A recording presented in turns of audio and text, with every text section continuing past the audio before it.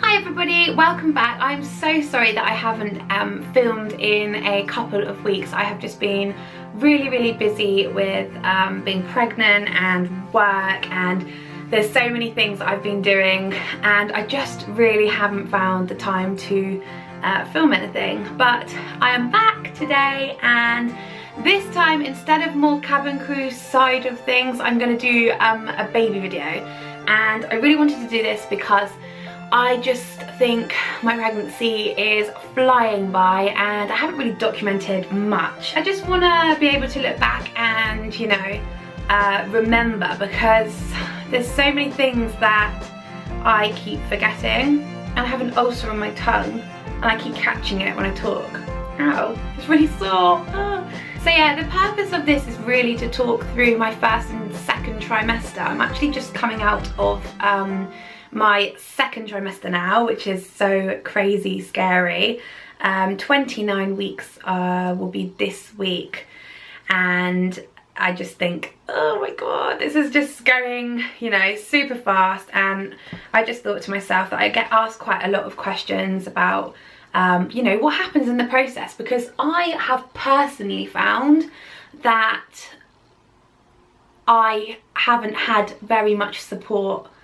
And you know, it's extremely daunting to be pregnant with a baby as it is, let alone your first baby, which, you know, it'd be nice sometimes if the information was readily available, apart from reading Net Mums and having a heart attack that something is wrong. Although I love Net Mums, I'm on it quite a lot. I also think it's nice to hear from somebody that's experienced it as well. So this is my video all about my first and second trimester of pregnancy. Okay, so the first thing that I want to say is that I will say it now, because I am extremely privileged to have been in the position to, you know, mother a child and have a little baby growing inside me with very much little effort. Anything that I do say throughout this video, if I do say something that may come across as negative, I am not saying it because I feel in any way I'm taking granted my situation, but sometimes I just think it's really important for people to be real and, you know, not rose stain everything to do with pregnancy and etc. So I just wanted to say I am extremely happy. I am pregnant. I feel extremely blessed as well, and but that's what I wanted to explain. Okay, so finding out I was pregnant, which was a very strange thing, because I had just got married. We just bought our new house, thank God for that, and I put down tiredness to moving and the wedding and, you know, all of those things. So really, I wasn't really listening to my body as much as I probably would have been if I wasn't preoccupied with other things. I didn't find that I had many symptoms of pregnancy. I remember I had a wave of nausea, and that was it. I didn't get the metallic taste in my mouth. I didn't have like tender or sensitive nipples. My boobs felt heavier, however, that time of the month, that's the way they always felt. Also, if you haven't watched my previous videos on when my pregnancy announcement, it does explain there that I was only off the pill for 3.5 weeks when I fell pregnant, which was crazy because I was smoking and flying as well, which, you know, they say decreases fertility, and I'd also been on the pill for a very long time, much longer now I've realised than I should have ever been. So to me, naively maybe, I don't know, I thought, you know, it would take a good year to get out of my system. 3.5 weeks later, bam, I'm pregnant. So yeah, exciting, very exciting. So I didn't have very many symptoms in those what people would say are normal symptoms. All I had was like a couple of waves of nausea that made me, you know, plant the seed in my head that something wasn't quite right. However, I didn't feel pregnant at all. when I like asked my intuition, I was like, no, there's no way I'm pregnant. And it was almost like, oh, just get this test over and done with because I'm definitely not pregnant. I was so shocked to find out I was. Okay, now finding out I was pregnant, so I found out I was pregnant, blah, blah, blah, blah, blah. We're gonna fast forward that a little bit because I want to really be able to talk and I don't want this to go into like an hour video because you know I love my lengthy videos. So I found out I was pregnant, and the first thing I did was call up my doctor, and then they make you an appointment to see, I went and saw a doctor actually, first of all, and she was really, really nice, and straight away I was obviously signed off work because I cannot fly with immediate effect when pregnant. I went to go and see her and she signed me off, and then she obviously referred me to a midwife. At this point I was very confused about how far gone I was. So I'd come off of the pill, I'd obviously got married and then moved house, so I was a bit confused on times and dates, and probably the whole cycle of falling pregnant I didn't actually 100% get, which is terrible for a 25-year-old not to quite understand, you know, 100% how to fall pregnant in terms of ovulation, etc. It's quite a hard thing to master and get it right. So, you know, to me it was like, Anyway, I had a midwife appointment a week and a bit later, and she was really, really nice. She just basically went through everything with me in terms of family medical history, how I'm feeling. She did my weight and my BMI and height, and just spoke to me about how I'm feeling. In these appointments, it's really good to know that you can actually take your partners with you, or like your mum or somebody, or your dad, or anyone that you feel really, really close to, because I went alone, which is fine for me, but it is quite nice to take your partner with you, you know, just in case you might not know 100% any family history from their side, or something that needs flagging up, you know, and it's nice for him to be involved as well. Your first appointment really is just your like welcome, and just go through bits and bobs, and you get some leaflets regarding, you know, your scans, 3D scans, antenatal classes, breastfeeding leaflets, etc, etc, which is all like, because you've only just found out you're pregnant, and then you know, there's 10,000 things that you need to you know about. Anyway, you get given a booklet that is like this. It's quite big, and it is full to the brim of information regarding notes, etc, and also like antenatal appointments. Just basically goes through, you know, everything with you. And this is your booklet that you take through from the first day with your midwife till after the baby's born. So one of the first things that I did was actually download an app, and I downloaded Emma's diary, which is massive. I mean, that girl's a genius. Everything that she has written on there, and all her updates, etc, all your bounty packs and your maternity packs that you get from like Boots and Argos that you're entitled to for free, which is really nice. You get your vouchers through her website. So if I were you, I would definitely download Emma's diary, and it also sends you weekly progress on the baby, which is, you know, so reassuring and so nice, because like I said, it can be so daunting, especially if you have never been pregnant before.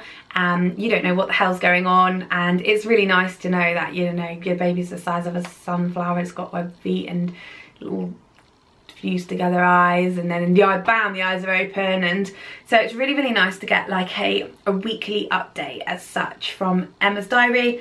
And also, you know, it's got names on there. Let me just have a quick little look.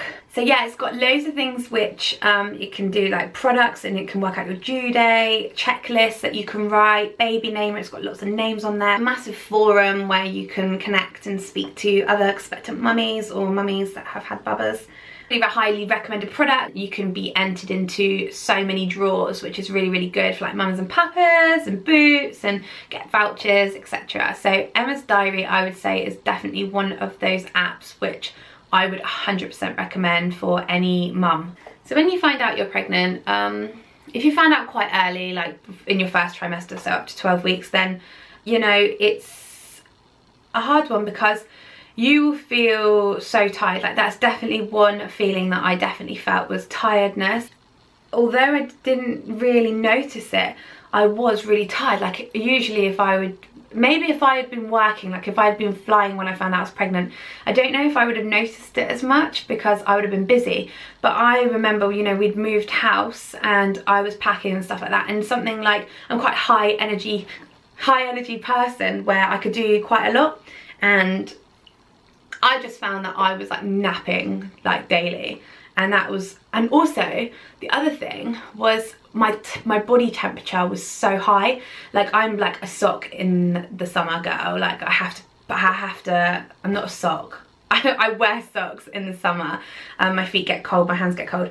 And I can honestly tell you that since I've been pregnant, like my body temperature has been so much higher, and I haven't like hardly worn socks. Obviously I wear them if I'm wearing boots and stuff like that, like just that goes without saying. But in general, usually I'd be like going to bed with like 6 pairs of pajama bottoms on, and like hoodies and fleeces and hot water bottles, and like I'm quite chilled in terms of what I go to bed in now. So when you find out you're pregnant, you are given quite a hefty list about what you can and can't eat, and I'm sure you've probably heard people talk about this, like you can't have this and you can't have that, and you shouldn't eat this and you shouldn't eat that.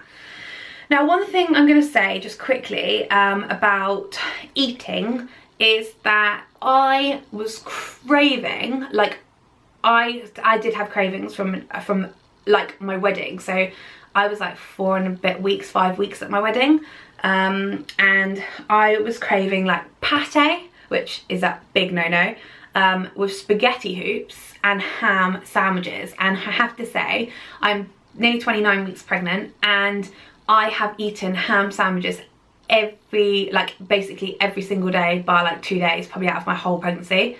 So yeah, it's a bit weird, isn't it?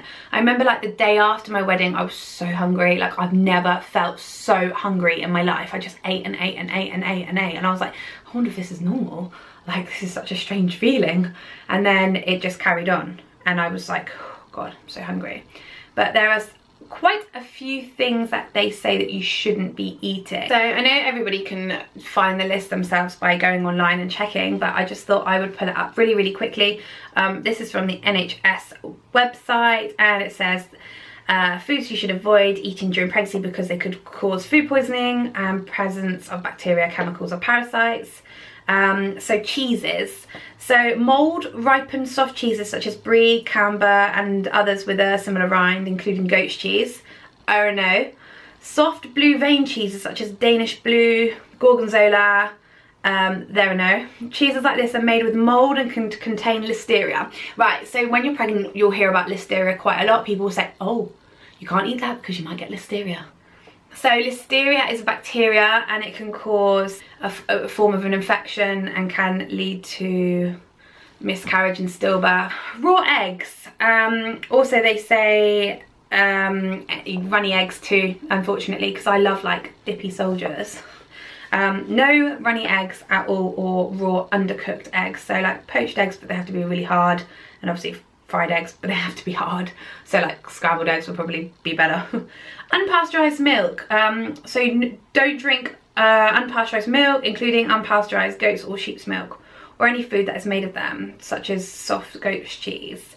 Pate.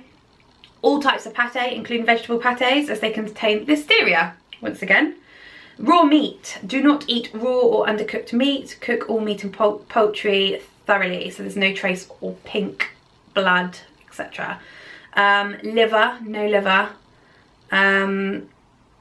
Do not take fish liver oil supplements, and any supplements containing vitamin A. So no vitamin A. Fish, you should limit tuna and oily fish. Do not eat raw shellfish. Okay, and then we go on to alcohol, which obviously they say you should avoid drinking altogether. And caffeine, they say like 1 cup of blah blah a day. I actually went off of tea. Like I still can't drink tea now. I can drink coffee, but it gives me really bad heartburn. So yeah, I've just been drinking that peppermint tea, which seems to be fine. so that's quite nice. And obviously do not smoke, as it's not very good for the baby as well. I don't care what anyone's got to say regarding that. Yeah, back in the day, your parents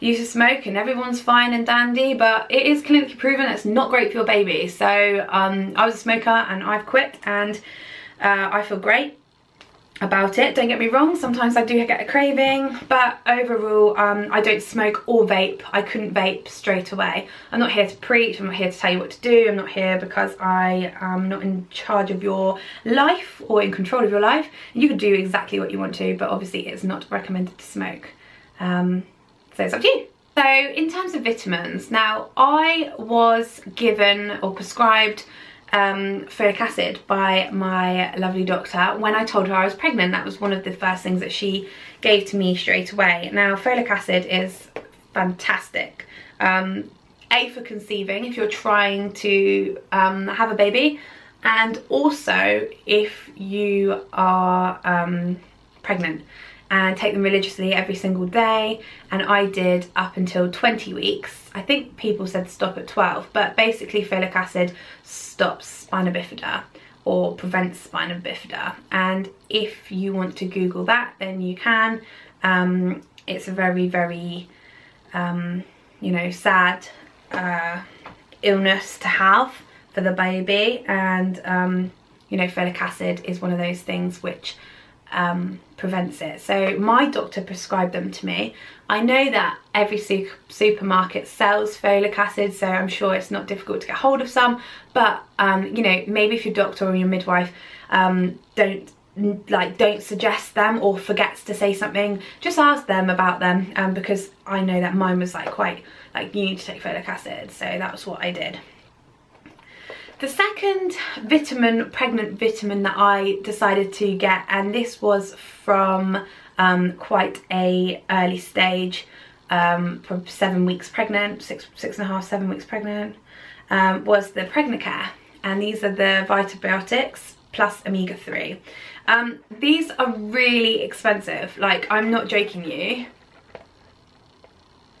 They're something like £16 or £20 or something like that, but everyone that I've spoken to swears by them, and I took these up until 20 weeks again.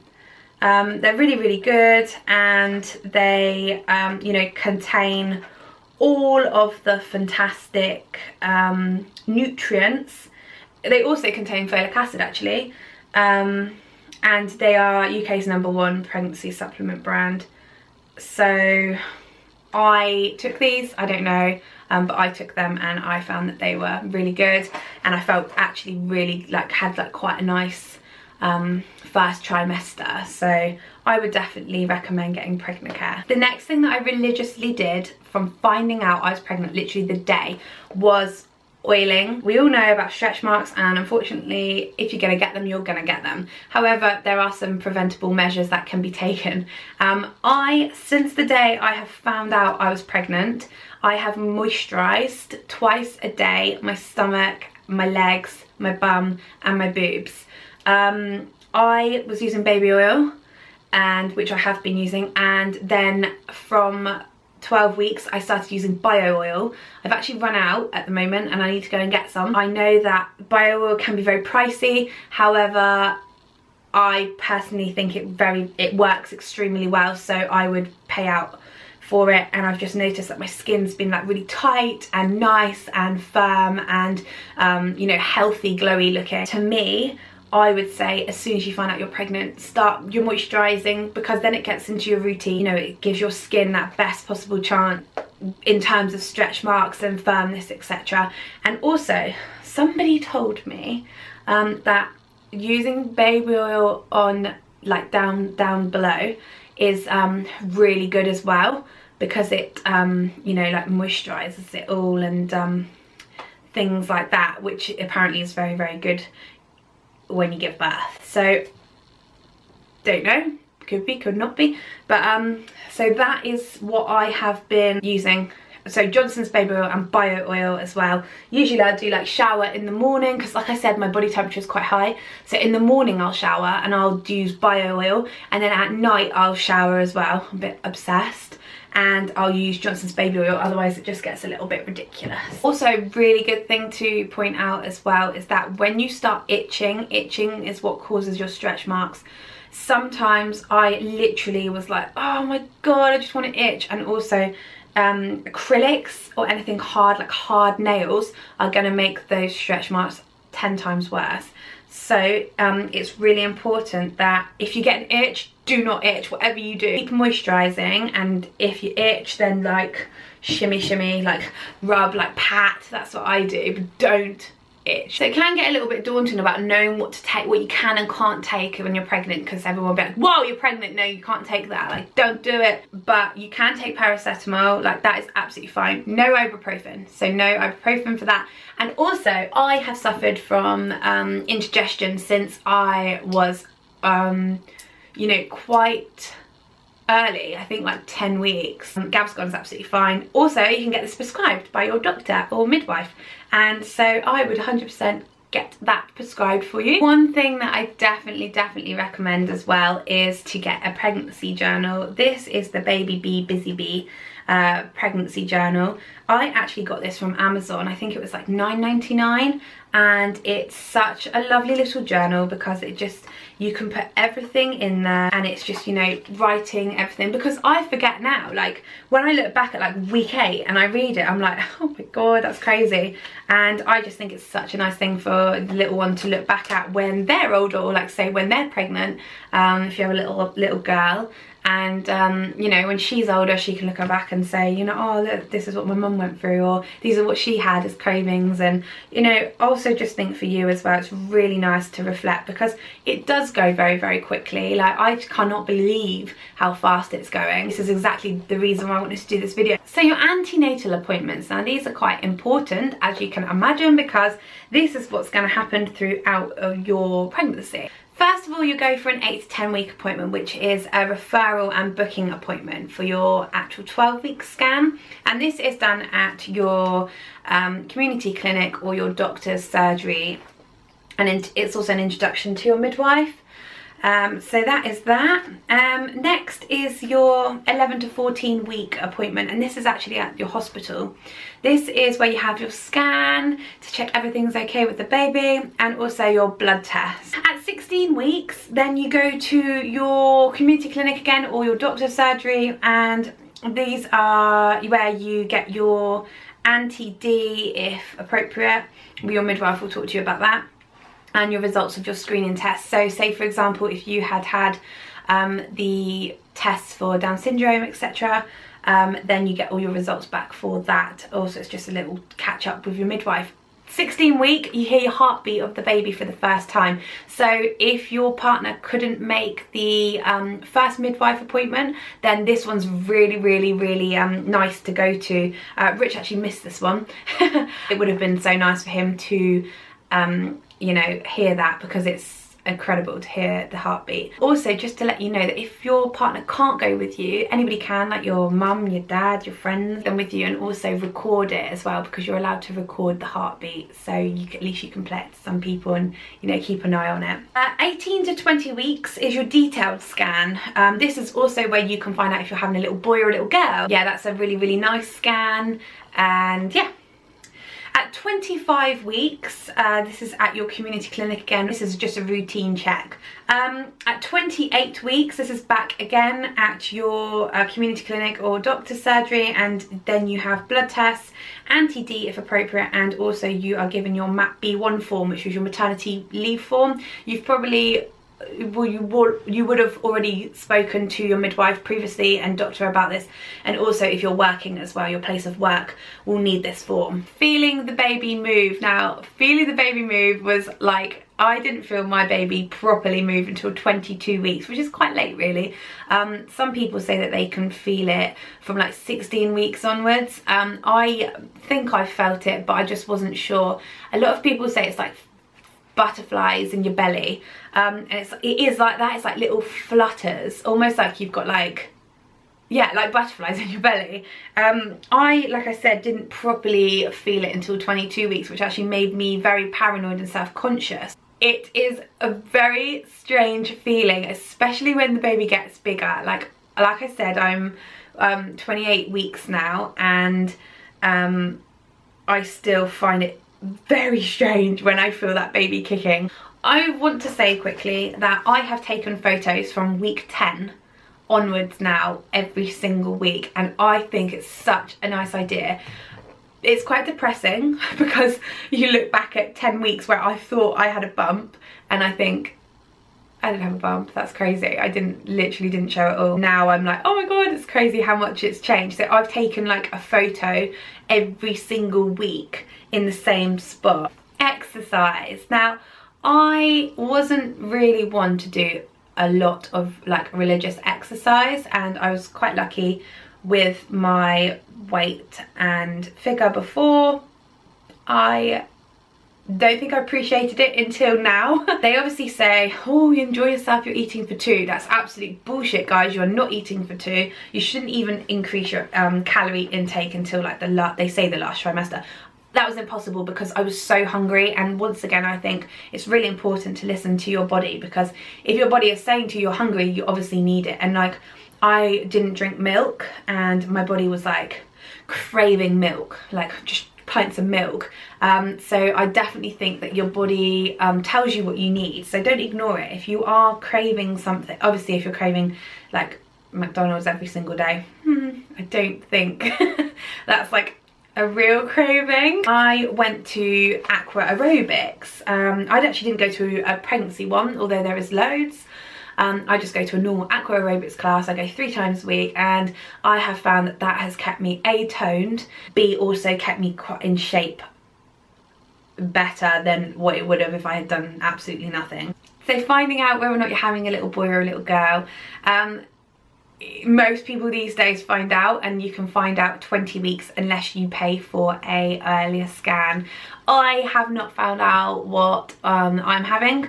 We both decided that it would be a really nice idea, although it has been so hard. I cannot explain to you.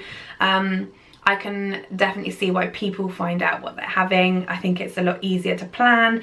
I am sat in the nursery at the moment, and I have started little bits. I'm going to make sure that I do a like vlog video about the nursery, because I want to see, I want you to all see what I've done, because it is so hard. On my Instagram as well, I pop up little bits and bobs that I get, because like I said, like, you know, it's difficult not knowing what to get. Okay, I'm gonna wrap up this video now because I think I've been rambling on for way too long.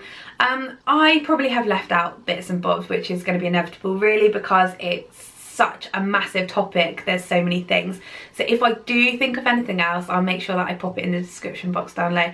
I'll also write all of the things that I recommend that I have worked with me whilst being pregnant, and I will do a 3rd trimester video. Now things are getting a bit more exciting in terms of I'm getting bigger, you know, it's only like 11 weeks now till the baby's due. I want to vlog more, get loads of videos up, and you know, the nursery tour, etc., which I'm gonna start doing now for you all. But I really hope that you enjoyed this video. I know it's very, very different to my usual things that I post, but obviously going to be a mum, so I need to start adapting my videos to that sort of thing now. I've obviously got lots of cabin crew things going to come up as well. It's just giving me a little bit of a break from that, obviously, because I haven't been flying as much, but I do have some really cool ideas.